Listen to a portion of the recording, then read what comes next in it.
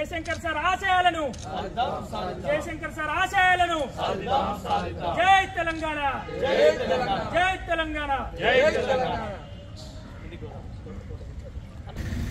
తెలంగాణ సిద్ధాంతకర్త స్వర్గీయ ఆచార్య జయశంకర్ గారి 90వ జయంతి సందర్భంగా యావత్ తెలంగాణ ప్రజలందరికీ కూడా శుభాకాంక్షలు తెలియజేస్తూ జయశంకర్ సార్ ఒక్కటే చెప్పారు, తెలంగాణ రాష్ట్ర సాధన ఏకైక లక్ష్యంగా అందరూ ముందుకు సాగాలి.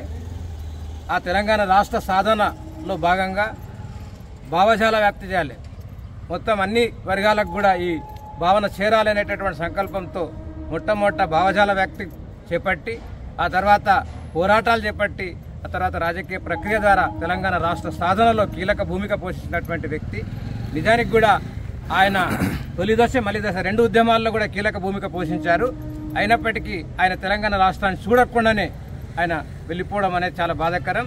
అయినప్పటికీ ఆయన ఆశయ సాధన కోసం తెలంగాణ ఉద్యమకారులందరూ కూడా ముందుకు సాగాలని చెప్పి పిలుపునిస్తున్నాం. ముఖ్యంగా ఆయన ఆశయ సాధన ఇప్పటివరకు జరగలేదు. తెలంగాణ రాష్ట్రం వచ్చి 10 సంవత్సరాలు పూర్తయినా కూడా ఇప్పటివరకు ఆయన ఆశయ సాధన జరగలేదు. కాబట్టి ఆయన ఆశయ సాధన కోసం అందరం కూడా ముందుకు సాగాలని చెప్పి పిలుపునిస్తున్నాం. జయశంకర్ సార్ గారి జయంతి సందర్భంగా ఇక్కడ వికారాబాద్లో ఎంపీడీఓ కార్యాలయం ప్రాంగణంలో విగ్రహానికి పూలమాల వేసి నివాళులు అర్పించడం జరిగింది. జయశంకర్ సార్ జీవితం మొత్తం కూడా తెలంగాణ కోసమే ఆయన మొత్తం జీవించిండు.